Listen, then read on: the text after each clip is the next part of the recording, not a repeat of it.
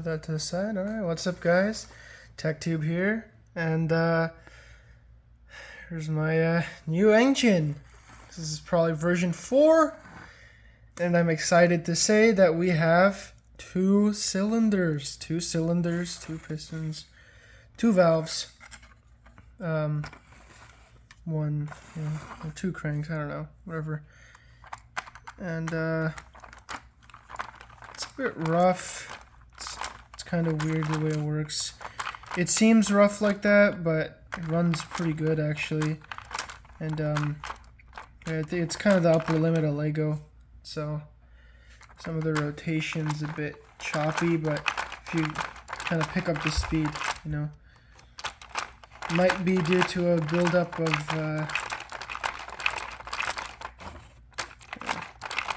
it's probably because the oil is getting a bit, chunky and stuff. But that's I mean, it's still really good. And so throttle, there's a throttle assembly, so let's start with that. Whoop, didn't break. Forgot that it's like heavy on one side. Okay, here's the throttle. I'm not going to take anything apart, but as you can see, there's a lever. It's pretty simple, and it idles automatically. It does not need a spring. So if you can see that, now it's closed, now it's open, so air flows freely, and it's really hard to see. You can think of it kind of like, there you go, you can see some light on the other side. Well, whatever, but it's kind of like a valve you'd have in like a garden hose. So it's not completely closing, it's letting a little bit of air through, but yeah. And then the opening is just, standard, I guess. It's just vertical instead of horizontal, like all the previous stuff. And then pretty much identical valve design. I hope this doesn't fall. Don't fall. Oh, it's because hold on. It's because this needs to turn. There we go. The flywheel. Okay. No, it's good now. Okay. So yeah. So here's another angle. Throttle. And when the vacuum is suctioning, the throttle automatically goes like that, and it gets like pushed this way, because of the shape of the thing, like the block inside, the shape of what's moving. So it idles automatically, no spring required. That's cool, I guess. Then you have the valves, and then I'm gonna rotate I can't rotate the whatever. You got the idea. Gotta put this on a higher surface. Or here, I'll just put it sideways like this. So as the flywheel rotates, you got your valves. And come on. There you go. It's hard to get good speed. So this is an engine that's like really hard to. If it doesn't have power, there's just too much stuff moving, and it's hard to get stuff to work by hand. But you guys get the idea. And then as it goes down, when it goes down, there's a slant pieces on the top, right? And so now you can that hole there leads directly into the piston, into the cylinder. So that's how it vents. There's a slot that those studs right there in that gap, they go directly into the cylinder. And here, I'll take a risk and I'll open one of the cylinders. So they're both identical, obviously. And then here, let's turn it over, and then you can get a good shot of that. So I'm turning the flywheel, obviously. It's hard to do with one hand, guys, I'm sorry. But here you go. You can see that piston action. Come on. Yeah. So that's cool. And then that's about it. So put the plate back on, press it back into place, and we're good. So it's really simple, actually. And then we can check out the crank and stuff, because that has been changed quite a bit from last time. Same timing gears. Use the same timing gears. The flywheel is significantly smaller, mostly because all the extra stuff moving creates enough like potential energy, you know. So not potential energy, inertia. There's just more stuff moving around. Get the idea. But here, as it spins, you have your two valves. So what we're seeing right here, closest to the camera, these two things directly right here, those are the valves, and then the two things further down below are the actual pistons. So for the valves, they're 2x4s, and you can actually see the hole where the vacuum will create the suction just peaks a little bit as it's venting up top, and it slides up, and then now the vacuum is actively creating a negative pressure. And these are the actual pistons down below. There you go, so you can see it's a 4x4 piston. You can see the bricks there. So it's cool. It's a much more complicated because there's two pistons now, but we're only wasting half the vacuum's power instead of like 3/4, because you have two power strokes, which is nice. And then I guess I also realized that it would be extremely difficult to make a 2-stroke engine, or even a 4-stroke for that matter, because I just by how these work, because it's the opposite of a combustion, it's using a vacuum force, a contracting force instead of an expanding one. It's really difficult to design or even think of a way to make a 2-stroke engine. So each piston individually only, I guess, fires, I guess if you could say that, every quarter, only 1/4 of the rotation. So they're offset by 180 degrees.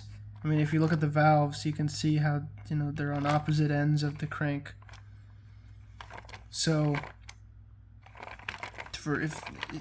if you wanted to make this a 2-stroke, you'd somehow have to have power both here and here during the same rotation. So you'd have 1 and then 2, and then 1 and 2, and it would be really hard to do that.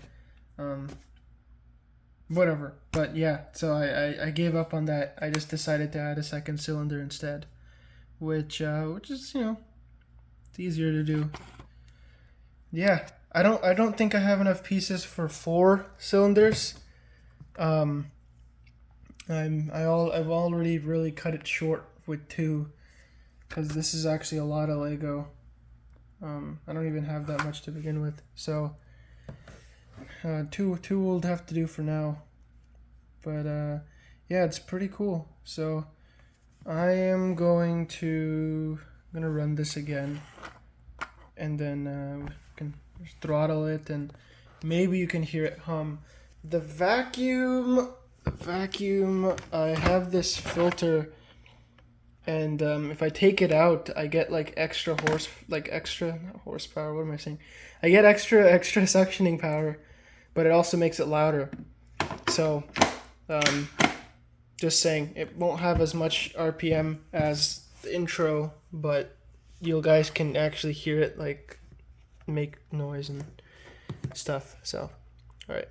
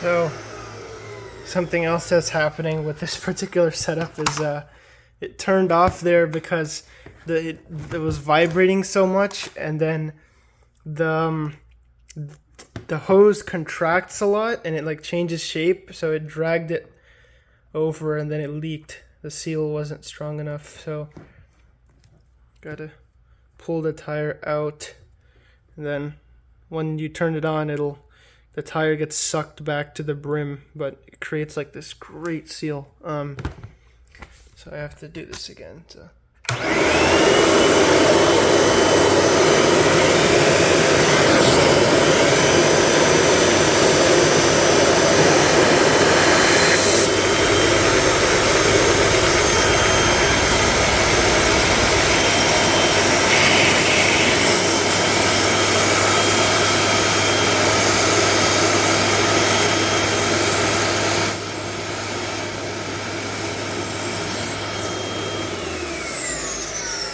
Alright, didn't work. That high-pitched squealing noise is just air completely leaking out of the system. Oh, okay.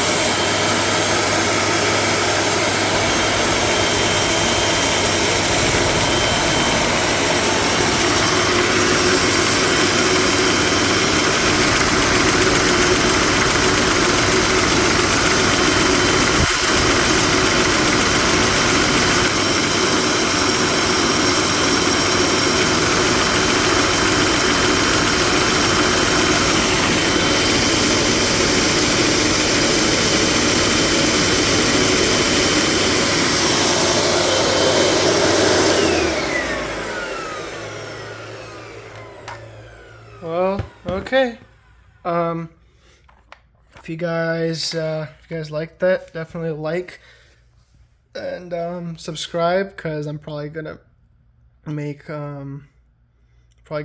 more of these and like different types, and I don't know, just more crazy stuff, I guess. Yeah, I mean, you guys will be able to see that if you subscribe, and then comment just anything, maybe improvements. It does need oil, but it gets super messy and I need to clean it anyways, so that's why I didn't oil it. So I don't know, might be a problem, but other than that, if you guys have any input, any feedback you guys want to give about how I could make this better, or any suggestions would be appreciated. But yeah, so thanks for watching the whole video, I guess, and I'll see you guys next time.